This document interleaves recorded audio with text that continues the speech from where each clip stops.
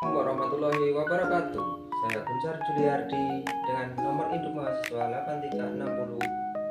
836990808. Di sini saya akan melakukan kegiatan praktikum 53, yaitu tentang jenis zat dalam makanan dengan judul praktikum pengelompokan bahan makanan.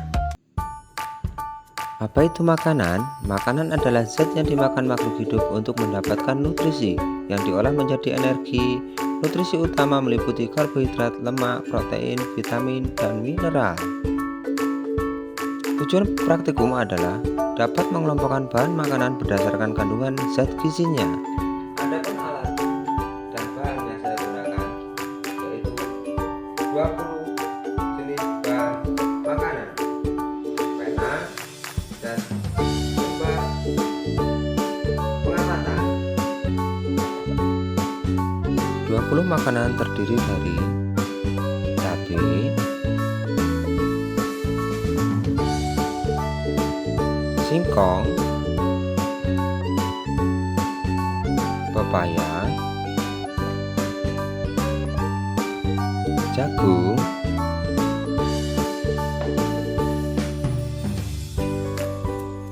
beras, santan, kacang merah, tomat, kentang,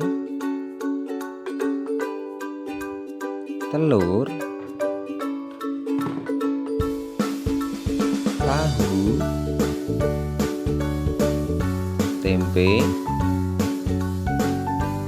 wortel, ikan,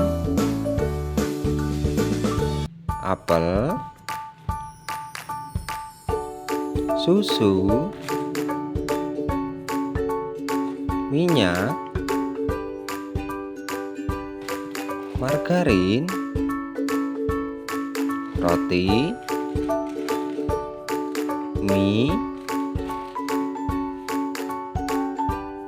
bayam,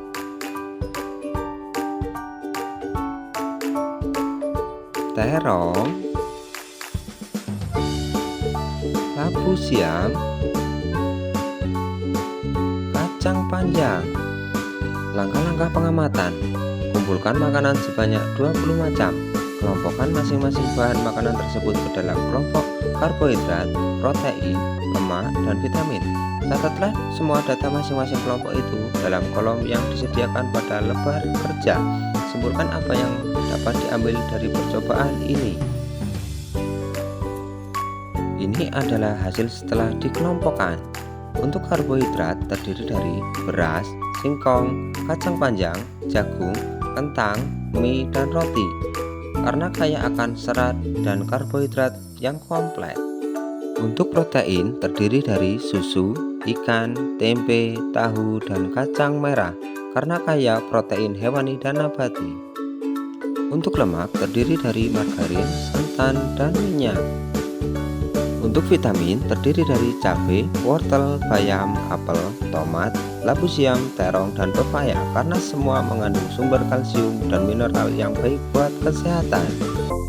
Kesimpulan, bahan makanan sehari-hari dapat dikelompokkan menjadi 4 kelompok zat gizi utama berdasarkan kandungan dominan di dalamnya, sebagai zat tenaga, karbohidrat, dan lemak, zat pembangun protein, dan zat pengatur vitamin dan mineral. Dari 20 macam bahan makanan yang diuji, didapatkan mengelompokkan sebagai berikut. Untuk karbohidrat, bahan-bahan seperti beras, singkong, jagung, mie, kentang, kacang panjang, dan roti merupakan sumber utama karbohidrat yang berfungsi sebagai sumber energi kompleks bagi tubuh. Untuk protein, bahan-bahan seperti telur, tahu, tempe, ikan, susu, dan kacang merah merupakan sumber protein yang penting bagi pertumbuhan, perkembangan, dan pengganti sel-sel yang rusak. Untuk lemak, bahan-bahan seperti margarin, santan, minyak merupakan sumber lemak yang berfungsi sebagai sumber energi dan cadangan energi bagi tubuh. Untuk vitamin, bahan-bahan seperti cabai, apel, labu siam, wortel, bayam, terong, pepaya, tomat kaya akan vitamin dan mineral yang sangat diperlukan bagi tubuh agar organ tubuh bekerja secara normal. Secara umum, setiap bahan makanan mengandung lebih dari satu zat gizi, namun dikelompokkan berdasarkan zat gizi yang paling dominan kandungannya atau fungsi utama dalam menu makanan. Terima kasih. Wassalamualaikum warahmatullahi wabarakatuh. Assalamualaikum warahmatullahi wabarakatuh. Saya Gunjar Juliardi dengan NIM 836099808. Di sini saya akan melakukan praktekku di modul 3 tentang makanan. AP1, jenis zat dalam makanan. Judul percobaan, pengelompokan sayuran. Adapun alat dan bahan yaitu 20 jenis sayuran dan pena, tabel pengamatan. Apa itu sayuran? Sayuran adalah tumbuhan atau bagian dari tumbuhan yang dapat dimakan, seperti akar, batang, daun, dan bunga yang kaya akan nutrisi penting seperti vitamin, mineral, dan serat. Istilah ini mencakup berbagai jenis produk nabati yang dikonsumsi sebagai makanan, baik mentah maupun dimasak. Tujuan praktekum dapat mengelompokkan bahan sayuran berdasarkan jenisnya. Untuk sayuran daun, yaitu bayam, kangkung, daun singkong, daun pepaya. Untuk sayuran buah, yaitu tomat, timun, jagung, terong, dan labu siam. Untuk sayuran akar atau umbi, yaitu kentang, singkong, wortel, bawang merah, bawang putih. Untuk sayuran kacang-kacangan, yaitu kacang panjang, kacang merah, kacang hijau. Untuk sayuran tunas, yaitu tauge. Kesimpulan, pengelompokan sayuran adalah bahwa sayuran dapat dikelompokkan menjadi 5 kategori utama berdasarkan bagian tanaman yang dikonsumsi, yaitu sayuran daun, sayuran buah, sayuran ubi akar, sayuran kacang-kacangan, dan sayuran tunas. Pengelompokan ini penting untuk memahami keragaman jenis sayuran yang ada dan manfaatnya. Assalamualaikum warahmatullahi wabarakatuh. Untuk praktikum selanjutnya adalah membuat menu makanan berdasarkan 4 sehat 5 sempurna. Tujuan praktikum dapat membuat menu makanan dari bahan makanan sederhana sesuai dengan selogan 4 sehat 5 sempurna. Di sini kita masih di modul 3 tentang makanan. AP1, jenis zat dan makanan. Apa itu makanan 4 sehat 5 sempurna? Makanan 4 sehat 5 sempurna adalah konsep pedoman gizi yang diperkenalkan pada tahun 1950-an untuk mengedukasi masyarakat tentang pola makan seimbang. Konsep ini terdiri dari 4 kelompok makanan utama: makanan pokok, lauk pauk, sayur, dan buah, yang dikelompokkan sebagai 4 sehat, dengan susu sebagai 5 sempurna atau penyempurna nutrisi. Ini adalah bahan makanan untuk membuat makanan 4 sehat 5 sempurna sesuai dengan slogan makanan sederhana. Ini adalah menu makanan yang telah saya buat sesuai dengan slogan makanan sederhana 4 sehat 5 sempurna. Di sini ada nasi, sayur bening, tempe dan telur rebus, ikan pindang, mangga dan apel, susu. Nasi adalah sebagai sumber energi utama bagi tubuh karena mengandung karbohidrat, mendukung kesehatan otak dan sistem saraf. Sayur bening. Jenis bahan makanan dari sayur bening adalah jagung, wortel, bayam, dan kacang.